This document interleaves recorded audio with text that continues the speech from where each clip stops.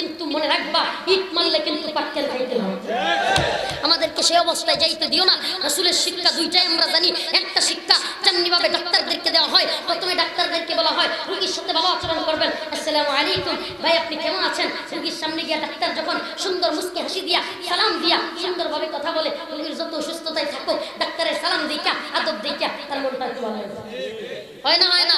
কিন্তু যখন দেখে সেই ডাক্তার যে না রোগীর তো সালাম কালামে কাজ হবে না, মাথায় তো ক্যান্সার, গলায় ক্যান্সার, পেটের মধ্যে তো টিউমার হয়ে গেছে, এখন অপারেশন করতে হবে, ছুরি কাশি যা প্রয়োজন হয় ডাক্তার সাহেব পেট সিরা গলা সিরা অপারেশন করে। আমাদের নবীর শিক্ষা দুইটা, মাথায় হাত দাও বুঝাও, সুন্দরভাবে বুঝাও, আবারও বুঝাও, বুঝতেছে না আবারও বুঝাও। কিন্তু যদি ডাক্তারানি করে, কিন্তু যদি বোঝা যায় রোগীর তো ক্যান্সার হয়ে গেছে, কার বেকার থাকলে সুজা করার শিক্ষাও নবী দিয়েছে। আরে ওয়াজ মাহফিল বন্ধ হবে, মাদ্রাসা বন্ধ হবে। আমরা এই আওয়াজকে, এই নারায়ে তাকবীরের স্লোগানকে আর এই হাজারো জনতাকে ওয়াজ মনে করি না, দালান কুটাকে মাদ্রাসা মনে করি না। আরে দালান কুটার ইটের তো ইট দিয়া দালান কুটা বানায় তো মাদ্রাসাও করা হয়, সিনেমা হলও করা হয়। তার মানে বোঝা গেল এই ইটের নাম মাদ্রাসা নয়। ইট দিয়ে মসজিদ নির্মাণ করা হয়, বাথরুম নির্মাণ করা হয়। আল্লাহ মাফ করো, আমার মাদ্রাসা মসজিদকে ছোট করার উদ্দেশ্য না। বলতে চাই ইটের নাম মাদ্রাসা নয়, ইটের নাম মসজিদ নয়। এই মাহফিলের নাম ইসলাম কায়েম করা নয়। ইসলাম তো কায়েম হবে, মাদ্রাসা তো সেটাকেই বলবে, মসজিদ তো সেটাকেই বলবে যেখান থেকে হকের আওয়াজ আসবে। আল্লাহর নবীকে স্পষ্টভাবে মসজিদে জিরারের কথা, লা তাকুম ফিহি আবাদা ওয়া মসজিদুন উসসিসা আলা তাকওয়া, যে মসজিদে তাকওয়া দ্বারা নির্মিত হয় নাই, লা তাকুম ফিহি আবাদা। ও নবী আপনি সে মসজিদে দাঁড়াতে পারবেন না। বুঝা গেল মসজিদের ব্যাপারেও আল্লাহ তাআলা তার নবীকে নিষেধ করলেন। স্পষ্ট হয়ে গেল মসজিদ ইটের দালান কোটার নাম মসজিদ না। যদি সেই মসজিদ থেকে কোরআনের আওয়াজ না আসে, যদি মাদ্রাসা থেকে হকের আওয়াজ না আসে, সেটা মাদ্রাসা হতে পারে না, সেটা মসজিদ হতে পারে না। যে জবান থেকে মূর্তির বিরুদ্ধে আওয়াজ আসবে না, সেই জবান হকের আওয়াজ হতে পারে না।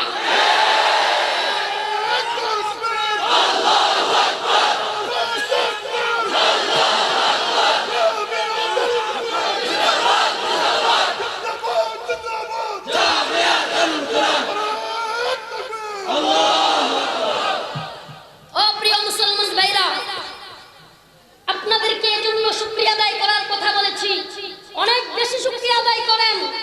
আজকে শাহিনুর পাশা চৌধুরীর কারণে এই প্রোগ্রাম বাংলাদেশের খ্যাতিমান আলেমরা, খ্যাতিমান মুফাসসিরে কুরআনরা এখানে এসে ইলামায়ে হযরতগণ বয়ান করতে পারতেছেন, তো অনেক শুকরিয়া আদায় করেন। প্রায় জায়গা থেকে নিউজ আসতেছে মাহফিল বন্ধ, মাহফিল বন্ধ। আরে মাহফিল বন্ধ প্রশ্ন করা যদি হয়, আচ্ছা আল্লামা বাবুনগরীকে আনলে, আল্লামা মামুনুল হককে আনলে, আল্লামা জুনায়েদ আল হাবিবকে আনলে, রফিকুল ইসলাম মাদানীদেরকে নিলে মাহফিল বন্ধ করে দিবেন? যদি প্রশ্ন করে, আমি প্রশ্ন করেছিলাম জুনায়েদ বাবুনগরী কি এদেশের সন্ত্রাস? হ্যাঁ, মামুনুল হক কি সন্ত্রাস? জুনায়েদ বাবুনগরী মামুনুল হকরা যদি সন্ত্রাস না হয়, তবে কেন তাদের ওয়াজ, তাদের আওয়াজ বন্ধ করে দেওয়া হবে? কিসের বাকস্বাধীনতার কথা বলেন? কিসের গণতন্ত্রের কথা বলেন? What is your meaning? For the people, by the people, of the people. এটার মিনিং কি? এটার অর্থ কি? যদি অর্থ হয় গণতন্ত্রের অর্থ হয় নিজের ব্যক্তি মতামত জাহির করতে পারবে, তাহলে যে কোনো মতামত, যে কোনো ব্যক্তি সে মতামত পেশ করার অধিকার রাখলে, আপনারা যদি গণতন্ত্রের স্লোগান দেন, for the people, by the people, of the পিপলের স্লোগান দেন, আমি তো বলবো যে কোনো লোক বিরোধী মতামত থাকবে, বিরোধীর কথা বলবে, সে ব্যক্তি তো জ্ঞানী মানুষ, যে ব্যক্তি বিরোধী মতামতকে কথা বলতে দিবে, সুযোগ করে দিবে। আমার বিরুদ্ধে যদি হক হয়ে থাকে, আমি যদি খারাপ কাজ করে থাকি, অন্য একজন ব্যক্তি সে সমালোচনা করবে, আমাকে মানতে হবে। এটাই হলো জ্ঞানীর কাজ। আর যারা অন্য বিরোধী কথা বললেই, নিজেদের বিরুদ্ধে কথা বললেই হক কথাকে বন্ধ করে দিতে চায়, জবান বন্ধ করে দিতে চায়, এগুলো গর্দ বোকামি ছাড়া আর কিছুই হতে পারে না।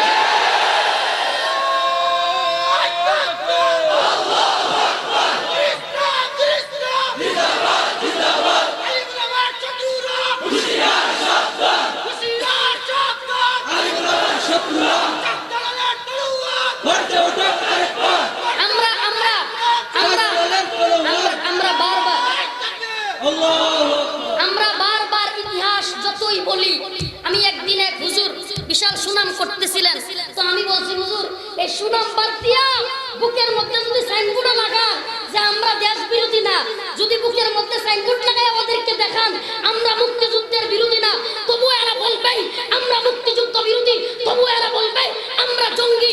আসলে এরাও জানে আমরা জঙ্গি না, আমরা রাষ্ট্র বিরোধী না, আমরা মুক্তিযুদ্ধ বিরোধী না, কিন্তু কেন বলে? কারণ হলো তারা যে দালালি করতেছে, দুর্নীতি করতেছে, হিন্দুস্তানের দালালি করতেছে, এগুলো আমরা বলে ফেলি বলেই আমরা জঙ্গি।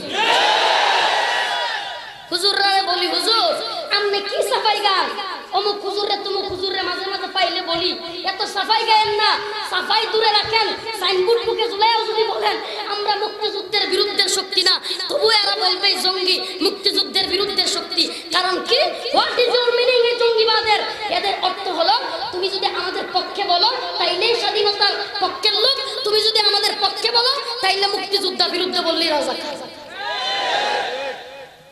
পক্ষে বললে কি 1971 পরে জন্ম হইলো তুমি মুক্তিযোদ্ধা, সমস্যা নাই। যদি বিরুদ্ধে বলো 1971 না 1900 কি বলে 80 পরেও যদি জন্ম হয় তোমার রাজাকার। এই যদি হয় রাজাকার আর মুক্তিযুদ্ধের মিনিং, তাহলে আমাদের কিছু বলার নাই, করার নাই। কিন্তু আমরা তোমাদেরকে বলতে চাই, ও প্রিয় ভাইরা, আমরা তোমাদের শত্রু না, আমরা দেশের শত্রু না, আমাদেরকে তোমরা বিরুদ্ধের শক্তি বানাও না, বরং পক্ষের শক্তি রাখো। ইসলাম কখনোই, ইসলাম কোনো ব্যক্তির উপর আঘাত করার শিক্ষা দেয় না। ইসলাম বলে আমাদেরকে সবাইকে নিয়ে থাকতে হবে, মুসলমানদেরকে নিয়ে। আওয়ামী লীগ, বিএনপি, জমিয়ত, হেফাজত, জামাত, চরমুনাই, জাসদ, বাসদ, যদি তোমার রাজনীতির জায়গায় থাকে, ইসলামে আঘাত না করো, তুমি আমার ভাই, তুমি আমার ভাই, তোমাকে আঘাত করার শিক্ষা আমাকে দেয় না। তবে হ্যাঁ, যদি তোমরা আমাদের ইসলামের উপর আঘাত করো, মসজিদ মাদ্রাসার বিরুদ্ধে কথা বলো, ইসলামকে মিটিয়ে দিতে চাও, তবে তো আমার আল্লাহ কোরআন দেখতে হবে। কোরআন তো বলেছে উদিনা লিল্লাযিনা ইউকাতালুনা বিআন্নাহুম যুলিমু, উদিনা লিল্লাযিনা ইউকাতালুনা বিআন্নাহুম যুলিমু। তবে তো আমাকে কোরআনের দিকে তাকায় দেখতে হবে। যে ব্যক্তি ইসলামের উপর আঘাত করবে, উদিনা লিল্লাযিনা ইউকাতালুনা বিআন্নাহুম যুলিমু, যে ব্যক্তি মুসলমানদের উপর জুলুম করবে, তার বিরুদ্ধে যুদ্ধে লিপ্ত হওয়া তো কোরআনের ঘোষণা। তো আমি বসে থাকতে পারবো? প্রিয় ভাইরা আমার, আজকে আমাদেরকে অপব্যাখ্যা শুনতে হয়। যত ধরনের সেকুলার লোকরা আছে, সেকুলারিজমের লালন আদর্শ লালন যারা করে, যারা নাকি ধর্ম নিরপেক্ষতার স্লোগান দেয়, এরা মুসলমানদের বিরুদ্ধে দুইটা জিনিস দিয়ে দলিল দেয়, কোরআনের দুইটা রেফারেন্স দিয়া আমাদের বিরুদ্ধে দলিল দেয়। একটা হলো লাকুম দীনুকুম ওয়ালিয়া দীন, আর একটা হলো লা ইকরাহা ফিদ দীন। দুইটা দলিল এরা পেশ করবে। আমি কোরআনের এই আয়াত যখন পড়েছিলাম, হুদাল লিল মুত্তাকিন, আমি একটু বাস্তব যাব, আমার একটু মনের মধ্যে ক্রিয়া হয়েছিল, মানে পরিপূর্ণ বুঝে আসে না। কোরআন হুদাল লিল মুত্তাকিন হবে কেন? শুধু মুত্তাকিনদের জন্য হেদায়েত কেন হবে কোরআন? আমার মনে একটা প্রশ্ন জাগছিল, কথাটা শেষ করব। হুদাল লিল মুত্তাকিন, কোরআন শুধু মুত্তাকিনদের জন্য হেদায়েত হবে কেন? আল্লাহ তো तमाम পৃথিবীর সমস্ত সৃষ্টির স্রষ্টা, আল্লাহ প্রদত্ত ঐশী বাণী, সেটা তো সকলের জন্য হেদায়েত হওয়ার কথা ছিল, কিন্তু শুধু মুত্তাকিদের জন্য কেন হেদায়েত? এই কথা আমার সেদিন বুঝে আসলো যেই দিন মুরগি সূরা শাহরিয়ার কবি এনায়েতুল্লাহ আব্বাসী সাহেবের সাথে তর্কে জড়াইল। আমি দেখলাম আয় হায়, এ তো লা ইকরাহা ফিদ দীন বলে, লা ইকরাহা ফিদ দীন, ধর্ম বাড়াবাড়ি করে না, এই কথা বলে কোরআনের অপব্যাখ্যা করে দলিল দিচ্ছে। তাহলে তো বোঝা গেল, স্পষ্ট হয়ে গেল, হুদাল লিল মুত্তাকিন এনায়েতুল্লাহ আব্বাসীর জন্য, হুদাল লিল মুত্তাকিন মামুনুল হকের জন্য, হুদাল লিল মুত্তাকিন জুনায়েদ জগনগরীর জন্য, হুদাল লিল মুত্তাকিন নূর হোসেন কাসেমীর জন্য, হুদাল লিল মুত্তাকিন শাহিনুর পাশার জন্য, হুদাল লিল মুত্তাকিন রফিকুল ইসলাম মাদানীর জন্য। কেন হুদাল লিল মুত্তাকিন? সবাই পড়ে লা ইকরাহা ফিদ দীন, সবাই পড়ে, কিন্তু সবাই পড়ে হেদায়েতের জন্য না। শাহিনুর পাশা চৌধুরী পড়ে হেদায়েতের জন্য, মুরগি সূরা শাহরিয়ার কবির পড়ে কোরআন কইরা আলেমদেরকে ভুল ধরা। তার মানে কোরআনের শিক্ষা দুই দল, দুই দিকে নেই। আমার উস্তাদ আল্লাহ মামুনুল হোসেন কাসেমী কয় এক দল হলো ফিদাই আর এক দল হলো হালুয়াই। এক দল হলো ফিদাই, যারা আল্লাহর জন্য, আল্লাহর দ্বীনের জন্য, হকের আওয়াজের জন্য, ইসলামের জন্য নিজের জীবনকে ফিদা করে দিতে প্রস্তুত, কোনো আপোষ নাই, কোনো বাতিলের সামনে মাথা নত করা নাই। এই তো আল্লাহ মামুনুল হোসেন কাসেমী হ্যাঁ, আর मैं আল্লাহ মামুনুল হোসেন কাসেমী का औलाद है। আমরা নূর হোসেন কাসেমী কাসিমের সন্তান, কোনো আব্বুস বাতিলের সাথে করতে জানি না, কিন্তু আমরা বড় টের পেয়ে গিয়েছি। আরে লা ইকরাহা ফিদ্দিন এরাও করে, আমরাও করি। ওরা লা ইকরাহা ফিদ্দিন থেকে ব্যাখ্যা করে ধর্ম বাড়াবাড়ি করা পছন্দ করে না। ওদের ব্যাখ্যা হলো ধর্ম যেহেতু বাড়াবাড়ি পছন্দ করে না, কেরামত খাইলো, এটা তোমার দেখার বিষয় না। ও মুল্লা, ও কাটমুল্লা, লা ইকরাহা ফিদ্দিন, ধর্ম নিয়ে বাড়াবাড়ি করো না। কে মদ খাইলো, কে গাঁজা খাইলো, কে দুর্নীতি করলো, কার বালিশের নিচে কাটের নিচে তেল ভরা থাকলো, এটা আমাদের দেখার বিষয়। চিন্তা করছেন লা ইকরাহা ফিদ্দিনের ব্যাখ্যা? চিন্তা করছেন লা ইকরাহা ফিদ্দিনের ব্যাখ্যা কি দিল? কেরামত খাইব, কোন মহিলা রাত্রে 2টার সময় ল্যান্ড হয়ে ঘুরবো, এটা আমাদের দেখার বিষয়। খারাপ লাগছে? নারায়ণগঞ্জে এক মহিলা এইরকম মাইক নিয়ে বক্তব্য দিয়ে বলতেছে, আমি রাত্রে 2টায় কি করবো কি করবো না, কোথায় যাব না, সিগারেট খাবো না, মদ খাবো, করবো, এগুলো বলতেছে। তার মানে বোঝা গেল এটা হলো শাহরিয়ার কবিরের উম্মত। আমার নবীর উম্মত না, তার আমার নবীর উম্মত হতে পারে না। নবীর উম্মত হলে আল্লাহর নবী, আরে আজকে তোমার স্লোগান কোথায়? আজকে তুমি কোথায় থেকে আসছো? এত বড় বুদ্ধিজীবী হতে, এত বড় স্বাধীনতাকামী হতে, এত বড় ইন্ডিপেন্ডেন্ট স্বাধীনতার স্লোগান তুমি কোথা থেকে আসছো? যেদিন মহিলাদেরকে জীবন্ত পুঁতে রাখা হতো, মহিলাদেরকে জীবন্ত পুঁতে রাখা হতো, কারণ তারা বাবারা কলঙ্ক মনে করতো কন্যা হইলে, সেদিন তোমার ন্যায় নীতি, সেদিন তোমার ইন্ডিপেন্ডেন্ট স্বাধীনতা কোথায় ছিল? যেই দিন জীবন্ত পুঁতে রাখা হতো, আমার নবী এসে দাবি করলেন কুলু লা ইলাহা ইল্লাল্লাহ, আল্লাহ ছাড়া কোনো মাবুদ নাই, মহিলাদেরকে পুঁতা যাবে না। শুধু কি তাই, মহিলাদেরকে সর্বোচ্চ আসনে আমার নবী আসিত করলেন। শুধুমাত্র তাই না, আমার নবী বললেন স্ত্রীর সম্মান দিতে হবে, বোনের সম্মান দিতে হবে, মায়ের সম্মান তো নবী এত বড় দিলেন। আল জান্নাতু তাহতা আকদামিল উম্মাহাত, মায়ের পায়ের নিচে সন্তানের বেহেশত। কোথায় ছিল সেই দিন তোমার এই ইন্ডিপেন্ডেন্টের মতাদর্শ? কোথায় ছিল তোমার মতাদর্শ? আমার নবী তো সেই যুগে আগমন করেছে যেই যুগে মহিলাদেরকে কলঙ্ক মনে করে পুঁতে রাখতো। আর আমার নবী আয়েশা বলছেন আর পুঁতে রাখা যাবে না, মহিলাদেরকে সম্মান দিতে হবে।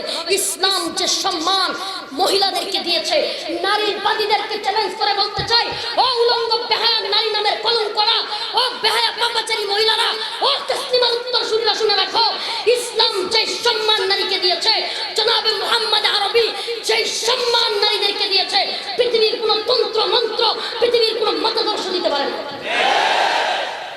তবে কিসের নারীবাদীদের স্লোগান দাও? হুদাল্লিল মুত্তাকিন, যেটা বলতেছিলাম, হুদাল্লিল মুত্তাকিন আমার বুঝে আসলো যে আসলে মুত্তাকিদের জন্য কোরআন হেদায়েত। কেন? কোরআন সবাই পড়ে ভালোর জন্য না, সবাই পড়ে হেদায়েতের জন্য না, কোরআন সবাই পড়ে ভালো কিছু নেওয়ার জন্য না, কিছু বদমাশ শাহরিয়ার কবিরের সেরা সামুন্দারা করে ভুল ধরার জন্য। এগুলো এ যুগে ছিল এমন না, রাসূলের যুগেও ছিল।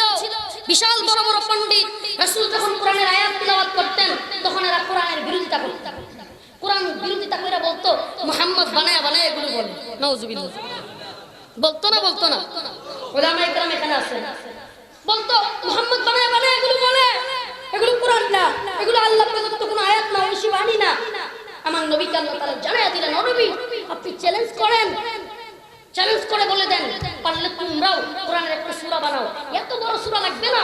আল্লামা নাসিরউদ্দিন বাইজাবি তাফসীরে বাইজাবির মধ্যে লিখেন, ফাতাহাদ্দা বিআকসারি সূরাতিন মিন সুওয়ারিহি, ফাতাহাদ্দা বিআকসারি সূরাতিন মিন সুওয়ারিহি, পারলে আদনা একটা ছোট্ট সূরা অংশবিশেষ লিখে দেখাও, তবেই বুঝবো আল্লাহর ঐশী বাণীর চ্যালেঞ্জ তোমরা গ্রহণ করতে পারো কিনা। কি করলো? তারাও একটা সূরা বানাইছিল। সূরাটা শুনবেন? তারা সূরা বানাইছে, আল ফিল মাল ফিল ওয়া মা আদরাকা মাল ফিল লাহু যানাবুন সাগীর ওয়া খুরতুবুন তাওয়িল। তারা সূরা বানাইছে। অর্থ কি জানেন? আল ফিল একটা হাতি, মাল ফিল হাতি কি, লাহু যানাবুন সাগীর হাতির লেঞ্জা ছোট, ওয়া খুরতুবুন তাওয়িল হাতির সুরটা লম্বা। এটা কোনো সূরা হইল? এটা কোনো সূরা হইতে পারে? তোরা যদি এইভাবে হাতির সূরা মানাছে, বুদ্ধিজীবীর দল এরা হইল যে আবু জাহেল, উতবা, সাইবা বা এই পদত্ব যারা ছিল নবীর বিরুদ্ধে, এই গ্রুপটা এই কাজগুলো করেছিল। অথচ যেই সূরা এগেইনস্টে, যেই সূরার বিরুদ্ধে তারা এই সূরা বানাইছিল, সেই সূরার নাম হলো সূরাতুল ফিল। আমার আল্লাহ কত সুন্দরভাবে বলেছেন, আলাম তারা কাইফা ফাআলা রাব্বুকা বিআসহাবিল ফিল। কত সুন্দর অর্থ। আপনি কি দেখেননি? আলাম তারা, আপনি কি দেখেননি কাইফা ফাআলা রাব্বুকা বিআসহাবিল ফিল? আপনার প্রভু ওই হস্তি বাহিনীর লোকদের, ওই হস্তিওয়ালাদের, হাতিওয়ালাদের কি পরিণতি করেছিল? বুঝেন কি অর্থ? একটা আয়াত খুব সুন্দর অর্থ। আলাম ইয়াজআল কাইদাহুম ফি তাদলিল, তাদের চক্রান্তকে আপনার প্রভু কি সুন্দরভাবে নস্যাৎ করে দিয়েছিল। সূরাতুল ফিলের অর্থ কত সুন্দর, আর তারা কি বানাইছে? আল ফিল একটা হাতি, মাল ফিল হাতি কি, লাহু দানাবুন সগীর, হাতির সুড্ডা সুডো, অকুরতুমুন তাওয়িল, লেঞ্জা সুডা সুর লম্বা, এগুলো সূরা। তার মানে বোঝা গেল আল্লাহর কোরআনের বিরোধিতা করে কোনো ব্যক্তি বুদ্ধিজীবী হতে পারে না। বুদ্ধিজীবীর দল তোরা যারা নিজেদেরকে কোরআনের অবমাননা করে, আলেমদের বিরুদ্ধাচরণ করে, নিজেদেরকে বড় পণ্ডিত মনে করিস, আলিফ বা তা সা ভাষাই বাড়ি না শিখাই, ভাষাই বাড়ি না দিয়ে শিখাইছে বইলা বিশাল বড় মুফতি হয়ে গেছিস। আলিফ বা তা সা আমারে আমার বাপ মা আম করে আমাদের পিতামাতা ভাষাই বাড়ি দিয়ে আলিফ বা তা শিখাইলে এইবার মুফতি হয়ে গেছে। কি আজীব ব্যাপার। আমি যদি আমি রফিকুল ইসলাম যদি বলি A B C G E F G H I J K L M N O P Q R S T U V W X Y Z, আমি এ টু জেড কইলাম, আমিও বিশাল বড় শিক্ষিত হয়ে গেছি। আমার বাপ মা জীবনে আমার ভাষায় বাড়ি দিয়ে এ বি সি ডি শিখায় না, এখন আমি এ টু জেড পর্যন্ত বলছি।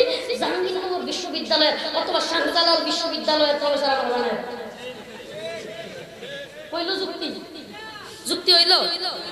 আলিফ বা তা সা শিখে যেমন মৌলবী দাবি করা যায় না, মুফতি দাবি করা যায় না, অযৌক্তিক পাগলের কথাবার্তা, ঠিক তেমনি ভাবে এবিসিডি পড়ে কোনো বিশ্ববিদ্যালয়ের প্রফেসর হওয়া যায় না। মনে রাখবা, যেই কাজ যারা সাথে আমাদের নেত্রকোনার ভাষায় সুন্দর করে করে, যেই কাজ যারা সাথে হ্যাঁ না করলেই গাবলা বাজে। তোমার কে বলছে ফতোয়া দিতা? তুমি কিসের মুফতি হইছো? 22 বছর তাহাজ্জুদ করো না, 22 বছর তাহাজ্জুদ না চাইরা গিয়া আইরা পূজার মধ্যে মাথার মধ্যে হিন্দুদের এরকম মূর্তির যে ছবি আছে এগুলো লাগায় ঘুরো, তোমার তাহাজ্জুদ আল্লাহ নর্দমায় নিক্ষেপ করবে। 22 বছর তাহাজ্জুদ জানো না, আবার গিয়া ওডিজে পার্টির মধ্যে গান বাজাও, মহিলাদেরকে নিয়ে নাচো, আর তুমি 22 বছর তাহাজ্জুদের দোহাই দাও। স্পষ্ট শুনে রাখেন, এই জামানায় চ্যালেঞ্জ করে বলতেছি আমি রফিকুল ইসলাম, 22 বছর তাহাজ্জুদ লাগবে না। এই শীতের রজনীতে কোনো ব্যক্তি যদি বলতে পারে আমি টানা 22 দিন যাবত বিগত 22 দিন ফজরের নামাজ ঘুম থেকে উঠে খেতা কম্বল লেপ তুষক ছেড়ে দিয়ে আরামের ঘুমকে হারাম করে ফজরের নামাজ এই ঠান্ডা পানি দিয়ে ওযু করে জামাতের সাথে আদায় করেছি, আমি রফিকুল ইসলাম ঘোষণা দিলাম 22 দিন টানা জামাতের সাথে ফজরের নামাজ ঠান্ডা পানি দিয়ে ওযু করে আরামের ঘুম হারাম করে যে ব্যক্তি করেছে, এই জামানার আল্লাহর ওলি, জামানার আল্লাহর ওলি, কোনো কথা নাই। আমি সার্টিফিকেট দিয়ে দিচ্ছি। তাকওয়া ব্যতীত এই জামানায় এই ফজরের নামাজের সময় আল্লাহর ভয় থাকা ব্যতীত, তাকওয়া ব্যতীত এই ফজরের নামাজের সময় এত ঠান্ডার মধ্যে লেপ তুষক চাইরা ঠান্ডা পানি দিয়া গোসল যে আল্লাহরে ভয় করে, আল্লাহর ওলি সে ব্যক্তি একমাত্র পারে। তার মানে বোঝা গেল এত ধরনের এই সমস্ত কথাবার্তা বলবেন না, যে কাজ যারে সাজে সে না করলে। আমি একদিন খুব শখ করে আমার এক বড় ভাই লাঙ্গল দিয়ে চাষ করতেছে, আমি গেলাম, মনে করছি আচ্ছা দেখে আসি। তো বড় ভাইয়ের ভাত নিয়ে গেছি, ভাত খাবে। তো আমি চিন্তা করলাম বড় ভাই তো লাঙ্গলে দেখলাম যে গরুর দুই গাড়ির মধ্যে এরকম জোয়াল লাগাইয়া পরে এমনি লাঙ্গল ধরে। তো আমি চিন্তা করছি আরে কি সুন্দর, হির বললে এদিক থেকে সেদিক চলে যায়। তা আমি মনে করছি আচ্ছা আমি দেখি তো পারি কিনা। আমি বললাম ভাই তুমি খানাটা খাও, খানি আমরা তখন খানি না, তুমি খানিটা খাও, খানিটা খাওয়ার পরে তুমি আসো আমি একটু দেখি। কয় তোর কোনো কিছু দেখার দরকার নেই, তুই খালি দূরে গিয়ে দাঁড়ায় থাক। তো আমি চিন্তা করলাম আরে দূরে দাঁড়ায় থাকবো কেন, হ্যাঁ হিরির করলে যা, আমি হিরির করলে যাইবো না। তো আমি যখন গিয়া লাঙ্গলের মধ্যে দইরা হির কইছি, হির বলা দেরি গরু আইল ভাইন্ডা সুদা দেখতেছে,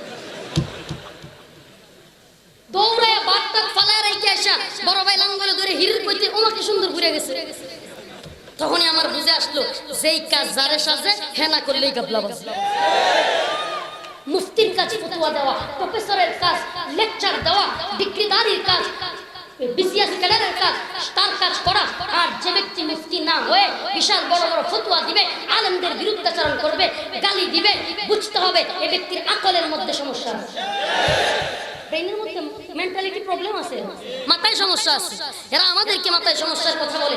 না না, আমাদের মাথায় কোনো সমস্যা নাই। ও বাবা, আমরা তোমাদের নেতৃত্বের চেয়ারের লোক করি না। তবে হ্যাঁ, বর্তমানে বোঝা যাইতেছে সব জায়গায় যেইভাবে আমাদের বিরুদ্ধাচরণ শুরু হয়েছে, আমি আপনাদেরকে বলবো, হে কওমি মাদ্রাসার ছাত্র ভাইরা, হে যুবক ভাইরা, আর সময় নাই। প্রত্যেকটা জায়গা থেকে এখন শুধু মাদ্রাসা কেন্দ্রিক, মসজিদ কেন্দ্রিক চিন্তা করলে হবে না। মাদ্রাসার ভিতরে নিজেকে আবদ্ধ করে রাখলে আমি ইমামতি করব, আমি মাদ্রাসাই পড়াবো, মুহাদ্দিসই হব, এরকম চিন্তাদর্শ লালন করলে হবে না। বিস্তৃত মানসিকতা লালন করতে হবে। অনেক মুহাদ্দিস আছে, অনেক মাদ্রাসা শিক্ষক আছে, অনেক ইমাম আছে, অনেক মুফতি আছে। এখন থেকে আলেম হওয়ার পরে এই যে জামাল পাশার মতো পুলিশ হতে হবে। এখন থেকে আলেম হওয়ার পরে মাদ্রাসার শিক্ষক হলেই শুধু চলবে না, মনটাকে এমন করতে হবে আগামীতে ইউনিয়ন চেয়ারম্যান আলেম হবে, মেম্বার আলেম হবে, উপজেলা চেয়ারম্যান আলেম হবে, এমপি আলেম হবে, সংসদের মধ্যে আলেমদের জয় জয়কার থাকবে। তবে ইসলামের বিষয় এদেশে হবে। বলতেও পারি না, অনেক সমস্যা। আমার এক উস্তাদ ফরিদাবাদ মাদ্রাসা, ঢাকার স্থানীয় ঢাকায় বাড়ি। তো হুজুর বাসা থেকে বাইরে হয়ে মসজিদে গেছে। মসজিদে গিয়া নামাজ পড়ে, ফজরের নামাজ পড়ে একটা শাল শখ করে পাঠাইছে। তো হুজুর শালটা গায়ে দিয়ে বাইরে হইছে। তো চাকু একটা নিয়ে, দামি শাল, বিদেশ থেকে পাঠাইছে শাল, চাকু একটা নিয়ে চিন্তাইকারী একটা, শীতের দিন ফজরের পরে কেউ তো নাই, চিপাই একটা দাঁড়াইছে। চাকু একটা লম্বা লুয়ে একটা, হুজুর দিয়ে দেন। কি দিয়ে দিব? শালটা খুব পছন্দ হয়েছে, দিয়ে ভালো। হুজুর যখন এমন করতেছে চাকু নিয়ে, হুজুর কয়, বাবা তুই চাকু সরা, কখনো তো পুষ করে ঢুকে যা, চাকুটা সরা আগে। কয় চাকু সরামু, শাল দেন। বাবা শাল দিলাম, তুমি চাকু সরা। শাল দিয়া হুজুর চলে যেতেছে। হুজুর এদিকে আসেন। কয় আবার কি হলো? শাল তো দিলাম। কয় হুজুর আপনার মনটা একটু খারাপ। কয় তুই শাল নিছস, মন খারাপ হইব না? কয় না, মন খারাপ হইলে চলতো না, একটু হাসি দেন। বাস্তব ঘটনা বলতেছে, আমার হাসনার উস্তাদ একটু বানোয়াটো না। তো বললো কি হাসি দিব? আমার বেটা তুই শাল নিয়ে গেলে আবার হাসি দিব। তো হাসি না দিলে সারাসারি নেই, চাকু দিয়ে কিন্তু গায়ে মারবে। হুজুর কয় কাহিনী কি? হাসি দিতেই হবে, শাল তো পাইছ, হাসির সাথে কি সম্পর্ক? কয় সম্পর্ক একটা আছে। কয় কি সম্পর্ক?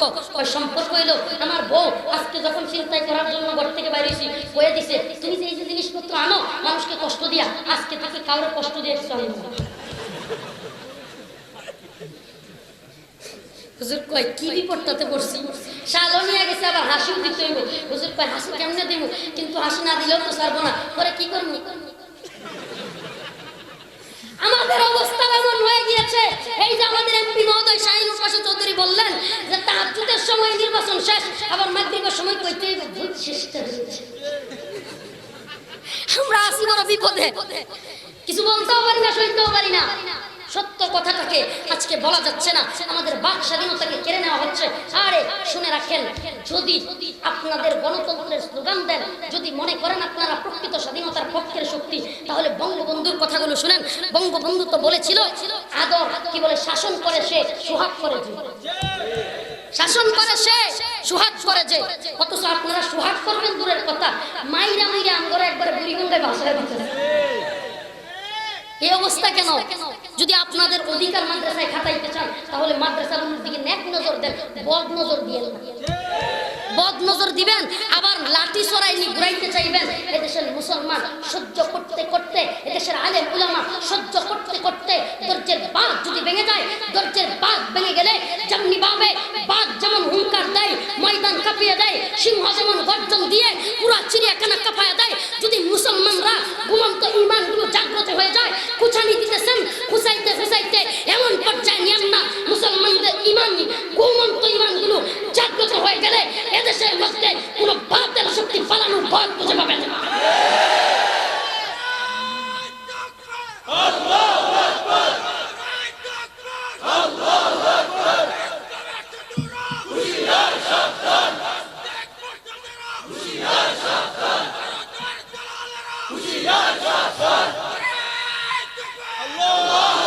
প্রিয় উপস্থিতি, আমি একটা কথা বলেছিলাম, যে কথার রেশ ধরে এখানে চলে আসছে, যে আমাদেরকে গায়েল করার জন্য এরা ব্যাখ্যা দেয় দুইটা হাত দিয়া। একটা হলো লাকুম দীনুকুম ওয়ালিয়া দ্বীন, আরেকটা হলো লা ইকরাহা ফিদ্দীন।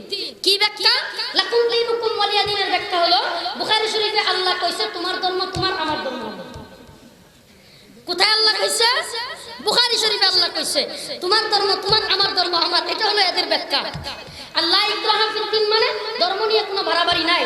ও প্রিয় ভাইরা আমার, ব্যাখ্যা তো মুফতি দিবে, ফতোয়া তো মুফতি দিবে। 13-14 বছর পরে মুফতি ফতোয়া দিতে পারে না, আর 2 দিন ইউটিউব থেকে আর 2 দিন মোবাইলে গুগলে সার্চ দিয়া কোরআনের একটু আয়াতের তরজমা দেখিয়া কয় হুজুর ব্যাখ্যা আপনারা দিলে চলবে না, ব্যাখ্যা আমরাও শিক্ষা লাইছি, আমরা তো বড় বড় মুফতি হয়ে গেছি। তাহলে বোঝা যায় 13-14 বছর পরে ফতোয়া দিতে পারবে না, 2-4 দিন ইউটিউব থেকে ফতোয়া দিবে। এই কথা কি পুরো বিবেকবান মানুষ বলতে পারে? বলেন কি ব্যাখ্যা হতে পারে? প্রিয় উপস্থিতি, কি সেই ব্যাখ্যা হতে পারে? তারা ব্যাখ্যা দেয় লাকুম দীনুকুম ওয়ালিয়া দিন, তোমার ধর্ম তোমার, আমার ধর্ম আমার। তারা এই ব্যাখ্যা দিয়ে বলতে চায় হিন্দু ধর্ম আল্লাহ প্রদত্তভাবে কোরআনের কথাই ঠিক আছে। নাউজুবিল্লাহ। এই আয়াতের দলিল যদি এই হয় তোমার ধর্ম তোমার, আমার ধর্ম আমার, তাহলে কি এই ব্যাখ্যা হয় না যে হিন্দু ধর্ম ইসলাম সাজেস্ট করতেছে, কোরআন সাজেস্ট করতেছে, কোরআন প্রমোট করতেছে? কেন না? যদি বলেন লাকুম দীনুকুম ওয়ালিয়া দিন, তোমার ধর্ম তোমার, আমার ধর্ম আমার, এই কথা যদি বলেন তাহলে কোরআনের দ্বারাই ইহুদি ধর্ম, খ্রিস্টান ধর্ম, মুশরিক, হিন্দু সকল ধর্ম ইসলাম কোরআন থেকেই এটার প্রমাণ পাওয়া যায়, বোঝা যায় না? কিন্তু লাকুম দীনুকুম ওয়ালিয়া দিনের অর্থ কি এটা? লাকুম দীনুকুম ওয়ালিয়া দিনের অর্থ বুঝতে হলে আর একটু আগে আসতে হবে। লাকুম দীনুকুম ওয়ালিয়া দিন কেন নাজিল হলো, এই ঘটনা নাজিল কেন হলো, এই ঘটনা কেন নাজিল হলো, সেটা না বুঝলে কোরআনের এই আয়াতের অর্থ আপনি বুঝবেন না। হ্যাঁ, আপনারা কোন দিকে তাকাইছেন? কি সমস্যা? বয়ান ছেড়ে দিব? হ্যাঁ, হাতগুলো উপরে তুলে লিল্লাহি তাকবীর। এই হাত নামায়েন না, যেগুলো তুলে নেন ধরে ধরে তুলে দেন। লিল্লাহি তাকবীর। মুষ্টি দেন, মুষ্টি দেন। আলহামদুলিল্লাহ বলে সারেন। আল্লাহু আকবার বলে আল্লাহ এই হাতগুলোকে জান্নাতি হাত হিসেবে কবুল করে। নামান নজরের দিকে আসছে, আসছে কথা শুরু করবো আবার। বলতেছিলাম লা ইকরাহা ফিদ্দীনের মৌলিক ব্যাখ্যা কি, লাকুম দীনুকুম ওয়ালিয়া দিনের মূল ব্যাখ্যা কি আপনি যদি বুঝতে চান তবে ছোট্ট একটা ঘটনা বলি, তাইলে বুঝবেন। এক মা তার সন্তানকে বলছে বাবা কাজের মধ্যে যা, সে বলে না, আলটিমেটাম দিলাম আর কাজ করব না, যদি এইবার ধান লাগানোর আগে, ধান চাষ করার আগে বিয়া না করাইছো তাইলে আর খেতে কাজ করতে যাবো না। যুবক আলটিমেটাম দিয়েছে মাকে। কি আলটিমেটাম? যদি এইবার ধান চাষ করার আগে বিয়া না করাও কি করবো না, চাষ করতে যাব না, খেতে কাজ করতে যাব না। এবার ধান চাষ করার সময় চলে এসেছে, মা কয় বাবা খেতে যা, কাজ কর গিয়া। কয় না কাজ করবো না। ফুট লাগাইছে, প্যান্ট লাগাইয়া, শার্ট লাগাইয়া দৌড় মারছে। কয় বাড়ি থেকে যাইতেছি যা, আর থাকবো না বাড়িতে, তোমাকে যা বলছিলাম তুমি রাজি হও নাই, আমি চলে যাচ্ছি। মা ডাক দেয় বাবা চলে আয়। রাস্তা পর্যন্ত চলে গেছে, মা ডাক দিয়ে জুড়ে কয় বাবা চলে আয়, আর যাইস না। রাস্তা থেকে হ্যাঁ কয়, যা কইছিলাম ওইগুলো। রাস্তা থেকে কি কয়? যা বলছিলাম হবে নি। তখন মা কয় কি বিপদ, ছেলে কাজ করবে না, আবার বাড়ি থেকেও চলে যাচ্ছে, এখন কি করা যায়? মা ডাক দিয়ে কয় ঠিক আছে যা বলছিলে হবে। আশেপাশের লোকেরা কয় বুঝলাম না, ছেলে কইলো যা বলছিলাম হবে, আপনি বললেন হবে, এই হবে আর কি হবে এটা তো আমরা কিছুই বুঝলাম না। মা কয় এত বোঝার দরকার নাই, আমরাও বলি হে মুরগি সুরা শাহরিয়ার কবির, হে তোমাদের চালা সামন্দারা, মনে রাখো কোরআনের ব্যাখ্যা তোমরা কি বুঝবা? ওই মা সন্তানের যেমন ঘটনা আর কেউ বুঝে নাই। কেন বুঝে নাই? মা সন্তান আগে কি বলেছিল, সেই সত্য কি ছিল, ঘটনা কি ছিল কেউ জানে না। ঠিক তেমনি ভাবে কোরআনের ব্যাখ্যা করতে হলে কোরআনের প্রত্যেকটা সূরা কেন নাজিল হলো, ঘটনা কি, ভিতরের রহস্য কি, শানে নুজুল কি, সেটা যে ব্যক্তি জানবে না সে ব্যক্তি কোরআনের ব্যাখ্যা করার অধিকার রাখে না। কোরআনের ব্যাখ্যা করতে হলে শানে নুজুল জানা লাগবে বেটা। শানে নজুল কি দূর কি বাত, শানে নজুল তো অনেক দূরের ব্যাপার। কোরআনের ব্যাখ্যা করতে হলে সর্বপ্রথম যে জ্ঞান জানা লাগবে সেটা হলো কোরআনকে অবশ্যই অবশ্যই সহি শুদ্ধভাবে তিলাওয়াত করতে জানতে হবে।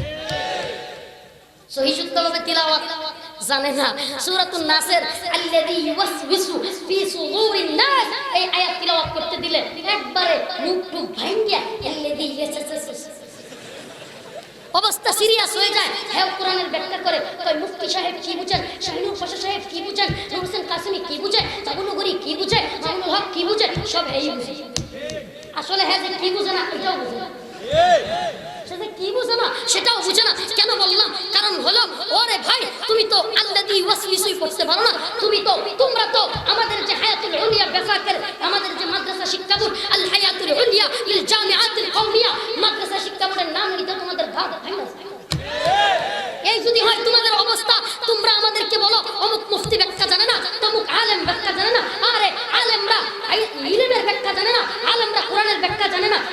থাকি, তুমি সব ব্যাখ্যা জানো। আমি বলবো তুমি তো ব্যাখ্যা কি এটাও বুঝো না, কি যে বুঝো না সেটাও বুঝো না।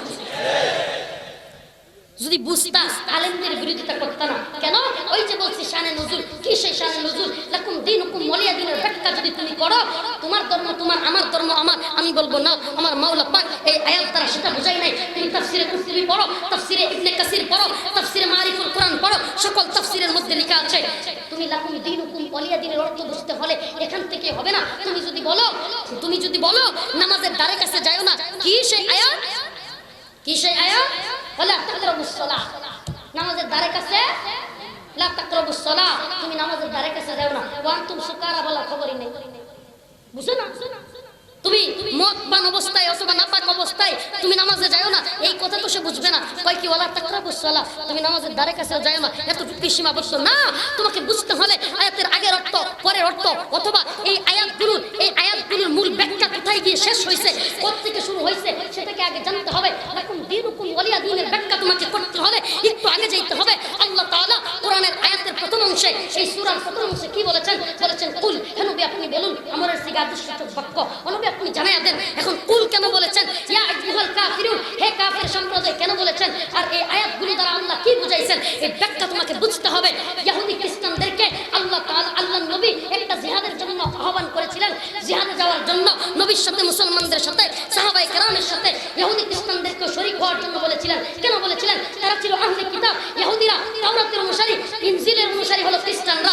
অতএব মুশরিকদের সাথে, মূর্তি পূজারীদের সাথে এক সময় মুলহিদ যারা ছিল, জিন্দিক যারা ছিল, তাদের বিরুদ্ধে যুদ্ধ হবে। তখন ইহুদি খ্রিস্টানদেরকে আল্লাহর নবী ডেকেছিলেন, আর তারা নবীকে অস্বীকার করেছিল, নবীকে অ্যাভয়েড করেছিল, নবীর সাথে যুদ্ধ করবে না বলে দিয়েছিল। তখন আল্লাহর নবী কষ্ট পেয়েছিল। আল্লাহর নবীকে আল্লাহ তাআলা জানায় দিলেন, ও নবী আপনি রাগান্বিত হবেন না, আপনি নারাজ হবেন না, আপনি কষ্ট পাবেন না। কুল ইয়া আইয়ুহাল কাফিরুন লা আ'বুদু মা তা'বুদুন ওয়ালা আনতুম আ'বিদুনা মা আ'বুদ ওয়ালা আনা আ'বিদুম মা আ'বাদতুম ওয়ালা আনতুম আ'বিদুনা মা আ'বুদ লাকুম দীনুকুম ওয়ালিয়া দীন। ও নবী আপনি তাদেরকে বলে দেন, তোমাদের ধর্ম তোমরা পালন করতেছো বা তোমরা যে আমল করতেছো তোমাদের কর্মফল তোমরা পাবা। অর্থাৎ তোমরা যার ইবাদত করো, আমি মুহাম্মদ তার ইবাদত করি না, আমি মুহাম্মদ যাদের ইবাদত করি, যার ইবাদত করি, তোমরা তার ইবাদত করো না। বুঝা গেল তোমরা যে আমল করতেছো, মুনাফিকি করতেছো, তোমরা জিহাদের মধ্যে যাচ্ছ না, আমি জিহাদের মধ্যে যাচ্ছি। তোমরা জিহাদে না গিয়ে তোমাদের কর্মফল তোমরা পাবা, আমি জিহাদে শরীক হওয়ার কারণে আমার কর্মফল, আমার সাহাবায়ে কেরাম আমাদের কর্মফল পাবে। অর্থাৎ বুঝা গেল লাকুম দীনুকুম ওয়ালিয়া দীন মানে তোমার ধর্ম তোমার, আমার ধর্ম আমার, এই বিবৃতি না। লাকুম দীনুকুম ওয়ালিয়া দীনের সঠিক বিবৃতি হলো তোমার কর্মফল তোমার, তুমি মদ খাবা, গাঁজা খাবা, ইয়াবা সেবন করবা, দুর্নীতি করবা, লুটতরাজ করবা, মাহফিল বন্ধ করে দিবা, তোমার শাস্তি তুমি পাবা। আমি ওয়াজ করব, আমি নামাজ পড়ব, আমি কোরআন পড়ব, হক কথা বলবো, আমার শাস্তি, আমার সাজা, আমার প্রতিদান আমি পাবো, তোমার প্রতিদান তোমার ফল তুমি পাবে। এই হলো মৌলিক বিবৃতি, এই হলো লাকুম দীনুকুম ওয়ালিয়া দীনের ব্যাখ্যা। কখন? সে তো বুঝবে না। কেন বুঝবে না? ওই যে বললাম, ছেলে তো বলছে আমি যা বলছিলাম হবে, মাও বলছে আয়াতর হবে। এখন এই ঘটনার ফাঁকে যে কি আছে এটা তো কেউ জানে না। তেমনি ভাবে শাহরিয়ার কবির মুরগি সুরার দল এটা জানে না, জানলে এরকম করতো না। এবার আসেন লা ইকরাহা ফিদ্দীন। সময় কত পর্যন্ত?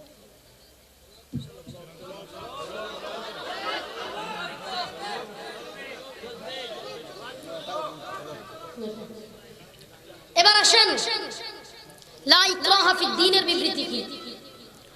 লা ইকরাহা ফিদ্দীনের বিবৃতি কি? লা ইকরাহা ফিদ্দীন قد تبين الرشد من الغي فمن يكفر بالطاغوت ويؤمن بالله فقد استمسك بالعروة الوثقى لا انفصام لها والله سميع عليم। লা ইকরাহা ফিদ্দীনের ব্যাখ্যা যাওয়ার আগে আরেকটা কথা বলে নেই। আজকে লাকুম দীনুকুম ওয়ালিয়া দীনের ব্যাখ্যা বলে একদল লোক বলতে চায় ধর্ম যার যার উৎসব সবার। মুসলমান নাউজুবিল্লাহ জুড়ে বলো। ব্যাখ্যায় পরে আসতেছি। কেন নাউজুবিল্লাহ বলতে হবে? ব্যাখ্যায় পরে আসতেছি। তুমি লাকুম দীনুকুম ওয়ালিয়া দীন বলে ধর্ম যার যার উৎসব সবার বলবা। আরে এদেশের কোনো এমপি, এদেশের কোনো উপজেলা চেয়ারম্যান, এদেশের কোনো মন্ত্রী, এদেশের কোনো রাষ্ট্রপতি, এদেশের কোনো প্রধানমন্ত্রী কেন গোটা পৃথিবীর সবচাইতে ক্ষমতাধর ব্যক্তিও যদি আমার সামনে পিস্তল নিয়ে দাঁড়ায় বলে বলো ধর্ম যার যার উৎসব সবার, আমি রফিকুল ইসলাম কোরআনের বিরুদ্ধে এই কথার সাথে একমত হতে পারবো না। পারবো না। কেন পারবো না? ধর্ম যার যার উৎসব সবার কিভাবে কিভাবে হতে পারে? আরে তোমরা তো কখনো মুসলমানদের ঈদ আসলে, কোরবানি ঈদ আসলে বলো না ধর্ম যার যার উৎসব সবার, আও হিন্দু, আও গারো, আও বৌদ্ধ, খ্রিস্টান, ইহুদি, সবাই এসে গরুর গোশত খাও, সবাই এসে ঈদের নামাজ আমাদের সাথে পড়ো, বলছে কোনোদিন কেউ? তার মানে বোঝা গেল যাতে মাত্রার তালে ঠিক। কালিমাতু হাক্কুন নুরিদা বিহাল বাতিল, কথা সত্য কিন্তু মতলব খারাপ। পূজা আসলে আর বড়দিন আসলে ধর্ম যার যার উৎসব সবার, পূজা আসলে আর বড়দিন আসলে। আমি যদি বলি চাকরি যার যার বেতন সবার, হ্যাঁ, বাড়ি যার যার ভাড়া সবার, কি ক্ষেত যার যার ফসল সবার, গাছ যার যার ফল সবার, বিয়া যার যার বউ সবার। দিয়ে দিবেন না? ঠিক, বিয়া করছেন কদিন করতে দেবে? বসেন, শুনেন কথা। চাকরি যার যার বেতন সবার হতে পারে না, গাছ যার যার ফল সবার হতে পারে না, ক্ষেত যার যার ফসল সবার হতে পারে না, বিয়া যার যার বউ যেমন সবার হতে পারে না, ঠিক তেমনি ধর্ম যার যার উৎসব সবার হতে পারে। যদি এই কথার মধ্যে এক থাকেন, যদি আপনি এক না হয়ে বলেন না হুজুর ধর্ম যার যার উৎসব সবার, তাহলে আমি বলবো আনেন একটা হিন্দু রাই না আমাদের কুরবানি ঈদের মধ্যে গোশত খাওয়ায়। কিছু কিন্তু আছে বদমাইশি খায়া ফেলে। আচ্ছা বুঝলাম যদি গরুর গোশত খায়াও ফেলে ঈদের নামাজে কি দাঁড় করাইতে পারবেন কি? আমাদের উৎসব কি খালি গোশত খাওয়া না, আমাদের আনন্দ আমাদের রক্তে মিশে আছে, ইসলামের আদর্শে মিশে আছে কুরবানি ঈদের নামাজ। তাহলে নামাজে দাঁড় করায় দেন, দাঁড়াবে কোনটা? তাইলে আমাদের নামাজের মধ্যে যদি তারা না দাঁড়ায়, আমাদের নামাজের মধ্যে যদি তারা ঈশা উদযাপন না করে, আমাদের ঈদের মধ্যে যদি তারা ঈশা গরুর গোশত না খায়, তবে ও মুসলমানের বাচ্চা তুমি কি কইরা বলো? ধর্ম যার যার উৎসব সবার কইলা, পূজায় গিয়া তুমি উদ্বোধন করো, পূজা উদ্বোধন করে তুমি কিভাবে বলো আমি কলকাতায় আসতে পেরে খুবই গর্বিত, আমি আবারও আসতে চাই, আমি কলকাতায় এসেছি, আমার দ্বিতীয় বাড়ি, বাংলাদেশ আমার প্রথম বাড়ি, ইন্ডিয়ার কলকাতা আমার দ্বিতীয় বাড়ি, এত বুক ফুলায় কিভাবে বলো? বারবার বিভ্রান্তিমূলক কাজ করো। তুমি মুসলমানদের সন্তান দাবি করো, তুমি যদি মুসলমানের সন্তান হয়ে থাকো, আরেকবার বিভ্রান্তি করেছো, আবার তোমার বউয়ের স্ত্রীর সন্তান হবে, তোমার সেই স্ত্রীর পেটে চুম্বন দিয়া তুমি ফেসবুকের মধ্যে, তোমার ভেরিফাইড ফেসবুক পেজের মধ্যে তুমি ভাইরাল করে দাও। ও মুসলমানের সন্তান, তোমাদেরকে বলতে চাই, তোমরা যারা সাকিব আল হাসান নান্দারি লোকটাকে আইডল মানো, তাদেরকে আমি সরাসরি বলতে চাই, কোন ব্যক্তি মুসলমানের সন্তান হইয়া তার স্ত্রীর পেটে চুম্বনকে ফেসবুকে ছবি ভাইরাল করে, এ ব্যক্তি আর চাই হোক মুসলমানের সন্তানের আইডল হতে পারে না। এ ব্যক্তি আর যাই হোক মুসলমানদের আইডল হতে পারে না। আরে মুসলমান তো বাদ দেন, আবহমান বাংলার সংস্কৃতিতে কোন ব্যক্তি তার স্ত্রীর পেটে চুম্বনকে বাচ্চা হওয়া অবস্থায় এই ছবি ভাইরাল করবে, এটা কোনো রুচিশীল মানুষ গ্রহণ করতে পারে না। এটা রুচিশীল বিবেক কখনো ধারণ করে না, রুচিশীল বিবেক কখনো এই কথা মেনে নিবে না। তার মানে বোঝা গেল যে ব্যক্তি এই সমস্ত কাজ করতে পারে, পূজা উদ্বোধন করে মাপ চাইয়া আবার বউয়ের পেটে চুমা খেয়ে সারা দেশের মধ্যে ফেসবুকে গোটা পৃথিবীর মধ্যে ছড়াই দিতে পারে, এ আর যাই হোক ও মুসলমানের সন্তান তোমার আমার আইডল হতে পারে।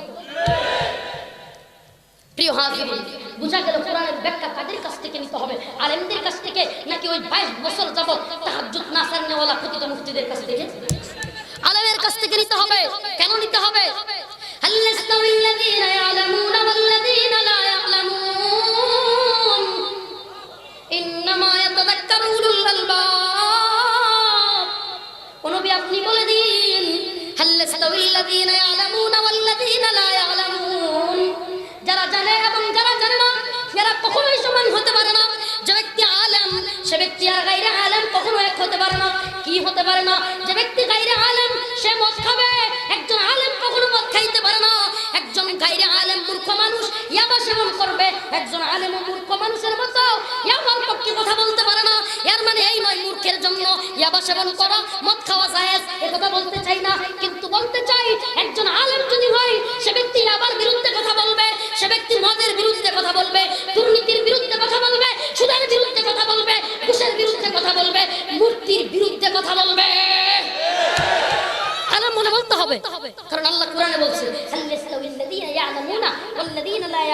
যারা জানে এবং যারা জানে না সমান হতে পারে না। তার মানে হলো আলেম হলে অবশ্যই হকের পক্ষে থাকতে হবে, আর যদি হকের পক্ষে না থাকে, এই আয়াতের দ্বারা বোঝা যায় এই ব্যক্তি, যে ব্যক্তি হক বাদ দিয়ে উলামায়ে কেরামের সমষ্টিকে বাদ দিয়ে বাইপাস করে মূর্তির পক্ষে সাফাই গাইবে, সে ব্যক্তি আর যাই হোক আলেম হতে পারে না। আমি তো বলবো এ জাহেল না, এ জাহেলে মুরাক্কাব। মুরাক্কাব বুঝেন? ওলামাদের নুরানিতে পড়ায় মুরাক্কাব ডান দিকের হরফকে বাম দিকের হরফে মিলাইয়া পড়াকে বলে, কয় না মুরাক্কাব করে কয়, ডান দিকের হরফকে বাম দিকের হরফের সঙ্গে মিলাইয়া পড়াকে বলে। তার মানে বোঝা গেল এক হরফের সাথে আরেক হরফকে মিলাইয়া বললে কি কয়, মুরাক্কাব। অর্থাৎ বোঝা গেল এক মূর্খের সাথে আরেক মূর্খ করে মিলাইয়া বললে কয় জাহেলে মুরাক্কাব। এই জাহেলে মুরাক্কাবদের থেকে আমাদেরকে সাবধান থাকতে হবে। প্রিয় হাজিরিন, এবার আমি আমার শেষ অংশে চলে যাব আলোচনা। লা ইকরাহা ফিদ্দীন, আমি যে আয়াতে কারিমা তিলাওয়াত করেছি এই আয়াত দ্বারা আল্লাহ রাব্বুল আলামিন কি বুঝাইছেন। ও প্রিয় মুসলমান ভাইরা আমার, বন্ধুরা আমার, আমি আমার মূল ব্যাখ্যায় যাওয়ার আগে কিছু কালেকশন করা লাগবে। বিপদে বেলায় দিচ্ছে বয়ান শেষ করে করবো নাকি আগে? বয়ান শেষ করে সিটি কি আমি রাখতে দেখি নাকি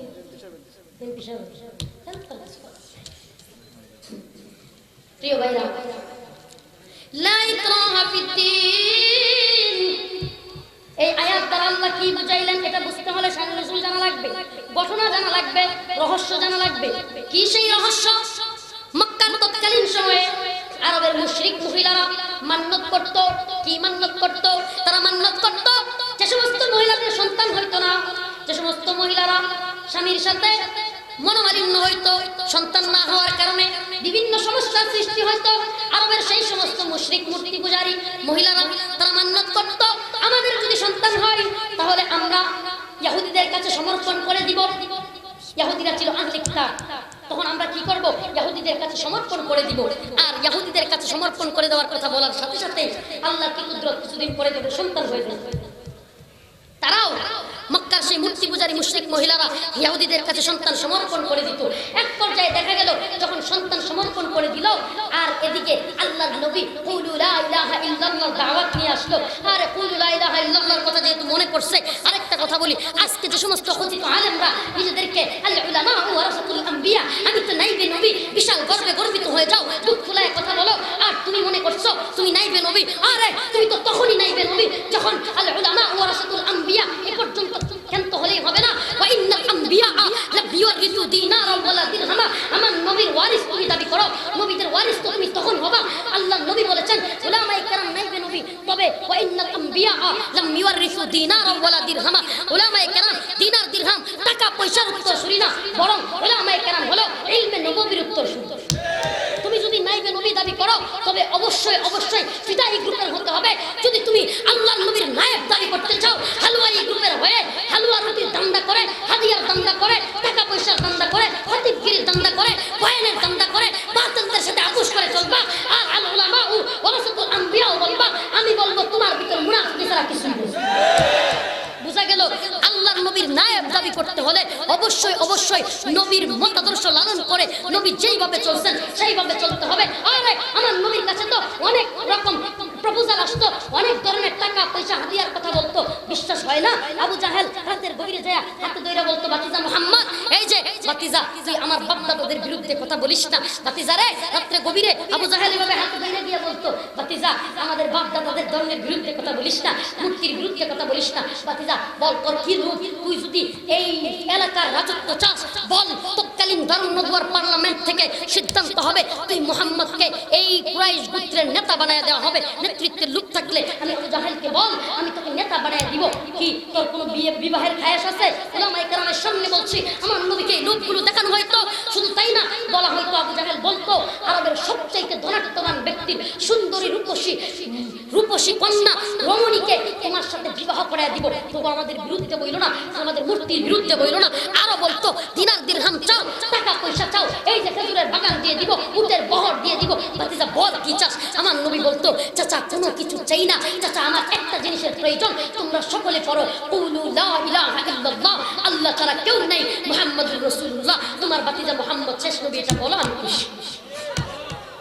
কি তুমি 2 টাকার ইনভাইট পায়া, খতিবগিরির ইনভাইট পায়া, কিছু হাদিয়া পায়া, মাদ্রাসায় কিছু টাকা পায়া, তুমি আজকে নবীর মতাদর্শ চাইরা কোরআনের হক কথা বলা চাইরা দিছো, হালুয়া আর রুটির দান্দা শুরু করছো, আর আল উলামা ওয়ারাসাতুল আম্বিয়া বলে বুক ফুলায় চলতেছো নবীর নায়েব বলে। না না, তুমি ফিদাই গ্রুপে নাম না লেখানো পর্যন্ত, হালুয়াই গ্রুপে থাকা পর্যন্ত তুমি নিজে নায়েব দাবি করতে পারো, প্রকৃতপক্ষে তুমি আল্লাহ প্রদত্ত নবীর নায়েব তুমি হতে পারো। লা ইকরাহা ফিদ্দীন, এই আয়াতের ব্যাখ্যার দিকে এবার যাব। কি ব্যাখ্যা? বলতেছিলাম মক্কার মুশরিক মহিলারা ইহুদিদের কাছে সন্তান সমর্পণ করে দিল। আমার নবী কালিমার দাওয়াত নিয়ে গেল, কালিমার দাওয়াত পায় মুসলমান হয়ে গেল। এবার মুশরিকরা চিন্তা করলো, আই হাই, আমরা তো ইন্নাদ দীনা ইনদাল্লাহিল ইসলামের দাওয়াত পেয়েছি। যারা বলে লাকুম দীনুকুম ওয়ালিয়া দীন, তোমার ধর্ম তোমার, আমার ধর্ম আমার, এদেরকে বলতে চাই একটা আয়াতের ব্যাখ্যা করো। অথচ আল্লাহ অন্যান্য আয়াতে বলছেন ইসলামই একমাত্র আমি আল্লাহর কাছে গ্রহণযোগ্য এবং মনোনীত ধর্ম। কি সেই আয়াত? ইন্নাদ দীন ইনদাল্লাহিল ইসলাম, আমি আল্লাহর কাছে একমাত্র গ্রহণযোগ্য ধর্মের নাম হলো ইসলাম। শুধু তাই না, ও মুসলমান, ওমান ইয়াবতাগি গায়রাল ইসলামি দীনা ফালান ইউকবালা মিন, আল্লাহর কাছে ওমান ইয়াবতাগি গায়রাল ইসলাম, ইসলাম ব্যতীত গায়রে ইসলাম তালাশ করবা, ফালান ইউকবালা মিন, ইসলাম ব্যতীত অন্য ধর্মের তালাশ করলে ফালান ইউকবাল, আল্লাহর কাছে কবুল হবে না। আল্লাহর নবী তো বলতেছেন দাকাতাল ঈমান মান রাদিয়া বিল্লাহ, যদি ঈমানের স্বাদ আস্বাদন করতে চাও, মান রাদিয়া বিল্লাহ, আল্লাহকে আল্লাহ বলে মেনে নাও। আর দাকাতাল ঈমান মান রাদিয়া বিল্লাহ, এরপরে মান রাদিয়া বিল্লাহি রাব্বা ওয়া বিল ইসলামি দীনা, ইসলামকে ধর্ম হিসেবে পেয়ে মেনে নাও, সন্তুষ্ট চিত্তে ইসলামের কাজগুলোকে পালন করো। তুমি ইসলামকে যদি পালন করো, ইসলামকে মেনে নাও, অন্য ধর্মের তালাশ না করো, অন্য ধর্মের খোঁজ না করো, তবে তুমি দাকাতাল ঈমান, ঈমানের প্রকৃত স্বাদ তুমি পাবে। ঈমানের স্বাদ তখন পাইবা, এর আগে না। তার মানে বোঝা গেল আল্লাহর নবী যখন দিনের দাওয়াত দিল, তারা বুঝলো ঈমানের স্বাদ পেতে হলে ইসলামকে ধারণ করতে হবে, ইসলামকে নিয়ে আঁকড়ে বসতে হবে, অন্য ধর্মের তালাশ করা যাবে না। তখন তাদের বুঝে আসলো, আয় হায়, করলাম কি, ইহুদিদের কাছে সন্তানদেরকে দিয়ে রাখলাম, এখন এরা তো বিধর্মী, কি করা যায়? তখন তারা চিন্তা করলো ইহুদিদের কাছ থেকে জোর করে সন্তানদেরকে নিয়ে আসবো। যখন জোরাজুরি শুরু করলো, এদিকে ইহুদিরাও তাদের সন্তানকে দিতে চায় না, সন্তানরাও ইসলামে আসতে চায় না। একটা সমস্যার সৃষ্টি হলো।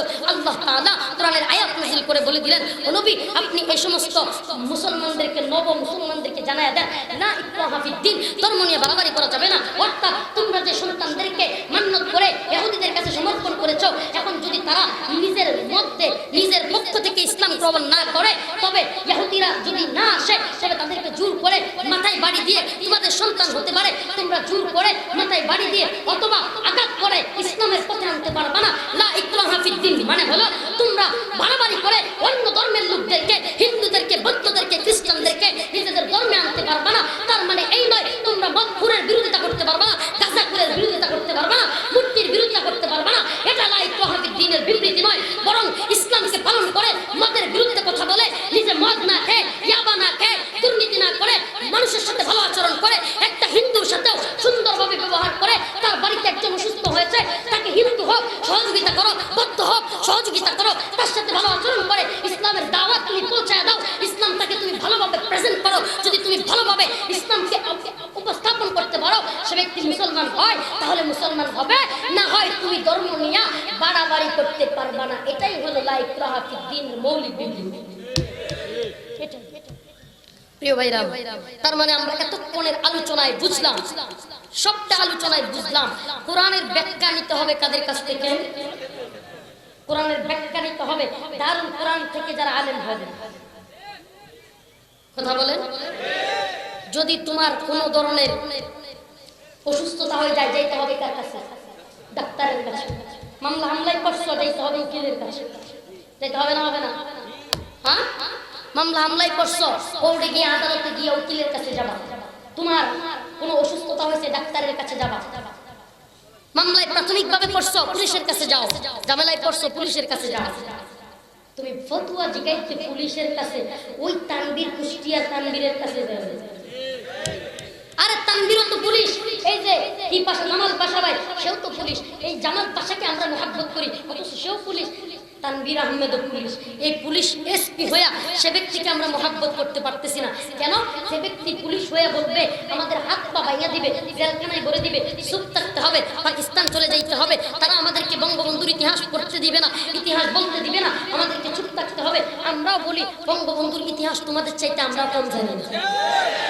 আমি বঙ্গবন্ধুর মাজারে গিয়েছি, বঙ্গবন্ধুর সমাধিতে গিয়ে দোয়া করেছি, বঙ্গবন্ধুর পরিবারের লোকদেরকে নিয়ে দোয়া করেছি। সাক্ষী আছে, যাও গিয়ে জিজ্ঞেস করো। আমি ভিতরে গিয়ে দেখেছি বঙ্গবন্ধুর কবরের পাশে একজন হুজুর রাখা আছে, যে হুজুর সার্বক্ষণিকভাবে সব সময় খাওয়া দাওয়া, ঘুম আর নামাজ ব্যতীত সব সময় বঙ্গবন্ধুর কবরের পাশে শুধু কোরআন তিলাওয়াত করে। কাজী তাহলে কি বোঝা গেল?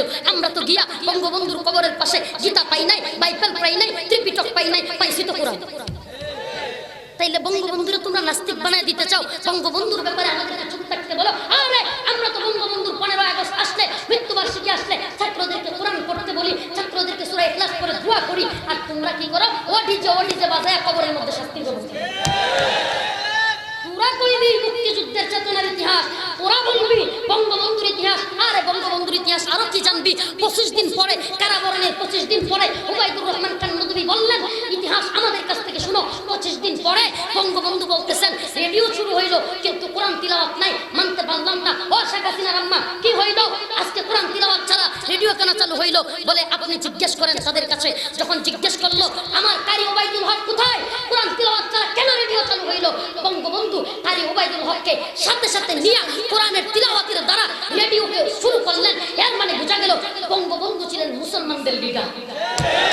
বঙ্গবন্ধু শুধু আওয়ামী লীগের এই পামরাম নাস্তিকদের লিডার না, বঙ্গবন্ধু এই জাতির 18 কোটি মুসলমানদের নেতা। আমরা তো ইতিহাস পড়েছি, গোটা পৃথিবীর 2 জন নেতার নাম আমি যতটুকু দেখেছি ওই পুস্তক জাতির জন্য সর্বোচ্চ ত্যাগ স্বীকার করাদের মধ্যে আসছে নেলসন ম্যান্ডেলা। সেই কালো মানুষদের জন্য সেই সাউথ আফ্রিকান নেতা নেলসন ম্যান্ডেলা বিশাল অবদান, বিশাল বড় ধরনের ত্যাগ স্বীকার করেছে। এরপরেই ইতিহাস সাক্ষী যার নাম আসে তার নাম হলো বঙ্গবন্ধু শেখ মুজিবুর রহমান। তার মানে শুধু আওয়ামী লীগের নেতা না। তোমরা তো কুয়ার মিথ্যে নিয়ে শুধু আওয়ামী লীগ করে এই লোকটাকে ছোট বানিয়ে দিচ্ছ, বরং উনি তো এই জাতির 18 কোটি মুসলমান, প্রত্যেক মুসলমান বা ভিন্ন ধর্মী সকলের মধ্যে। তাহলে আমাদেরকে তোমরা জঙ্গিবাদ, মৌলবাদ বলে তোমরা আমাদেরকে দূরে সরাই দিও না। আমরাও তোমাদেরকে দূরে সরাইতে চাই না, কিন্তু মনে রাখবা ইট মারলে কিন্তু পাক্কেল খাইতে হবে। আমাদেরকে সেই অবস্থায় যাইতে দিও না। রাসূলের শিক্ষা দুইটাই আমরা জানি। একটা শিক্ষা যেমনিভাবে ডাক্তারদেরকে দেওয়া হয়, প্রথমে ডাক্তারদেরকে বলা হয় রোগীর সাথে ভালো আচরণ করবেন। আসসালামু আলাইকুম ভাই, আপনি কেমন আছেন? রোগীর সামনে গিয়া ডাক্তার যখন সুন্দর মুস্কি হাসি দিয়া, সালাম দিয়া, সুন্দরভাবে কথা বলে, রোগীর যত অসুস্থতায় থাকুক ডাক্তারের সালাম দিকা, আদব দিকা তার মনটা হয় না, হয় না। কিন্তু যখন দেখে সেই ডাক্তার যে না, রোগীরা তো সালাম কালামে কাজ হবে না, মাথায় তো ক্যান্সার, গলায় ক্যান্সার, পেটের মধ্যে তো টিউমার হয়ে গেছে, এখন অপারেশন করতে হবে, ছুরি কাশি যা প্রয়োজন হয় ডাক্তার সাহেব পেট সিরা, গলা সিরা অপারেশন করে। আমাদের নবীর শিক্ষা দুইটা, মাথায় হাত দাও, বুঝাও, সুন্দরভাবে বুঝাও, আবারও বুঝাও, বুঝতেছে না আবারও বুঝাও। কিন্তু যদি ডাক্তারানি করে, কিন্তু যদি বোঝা যায় রোগীর তো ক্যান্সার হয়ে গেছে, কার বেকার থাকলে সুজা করার শিক্ষাও নবী দিয়েছে।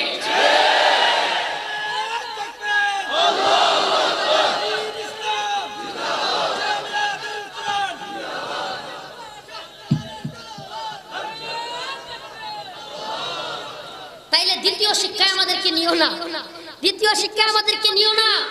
তোমরা যদি মনে করো যে আরে এই হুজুর ছোট মানুষ এত বড় বড় কথা বলে, এটা বুঝেটা কি? আসো, তুমি কি বুঝো আমি কি বুঝি একটু বুঝাই দিই। এত বুঝায়ও না, আমরাও বুঝি। আজকের এই কথার কারণে 19 জনের লিস্টে আসতে পারছি, আগামী দিনে মামলা হবে না, এটা আমরা বুঝি। মামলা হবে, স্বাভাবিক মামলা হবে, জেলে যাওয়া লাগবে, জুলুম হবে, নির্যাতন হবে, রাস্তায় হয়তো পিস্তল দিয়ে গুলি করে মেরেও ফেলতে পারে, অথবা সাদা পোশাকে কেউ এসে ঘুমো করে। আরে আমরা এত ভয় পাই কি করব? আমাকে অনেকেই বলে আরে রফিক অনেক লম্বা সময় পরে আছে, কেরিয়ার লম্বা আছে, এত বড় বড় কথা বলো না, আস্তে আস্তে আগাও। আমি তাদেরকে বলি আরে আপনি যে আমার কেরিয়ারের কথা বলতেছেন, আগামীকালকে আমি মৃত্যুবরণ করব নাকি বেঁচে থাকবো এই ওয়ারেন্টি গ্যারান্টি আপনি দিতে পারবেন? পারবেন না। আগামীকালকে আমি হয়তো মেরে যাব, আমার কাজ আল্লাহ অন্যদেরকে নিয়ে যাবেন, নিয়ে করবেন, কিন্তু আমার কাজ হলো কবে মরবো কবে বাঁচবো আমার প্ল্যান না, বরং আমার আল্লাহ পাক আমার জন্য সর্বোত্তম প্ল্যান করে রাখছে। এজন্য আমার কাজ হলো হক কথা বলা, সত্য কথা বলা, কোনো ব্যক্তির বিরোধিতা করি না, কোনো ব্যক্তির দালালি করি না, ইসলামের জন্য কথা বলি, রাসূলের দালালি করি, আল্লাহর দালালি করি। সত্যের পথে চলবো, হক কথা বলবো, মরণ হোক, ফাঁসির কাছে ঝুলতে হোক, কোনো ভয় পড়বো আমাদের নেই। তবে এই আওয়াজগুলোকে বাঁচায় রাখতে হলে মাদ্রাসাগুলো তো লাগবে নাকি? দারুল কোরআন না টিকলে এই রাফি বিন মনির, মুফতি রাফি বিন মনির উনার মতো আলেম এখানে ওয়াজ করতে আসতেন না। আল্লামা হাসান জামিল উনি আসতেন না, আল্লামা জুনাইদ আহলাবি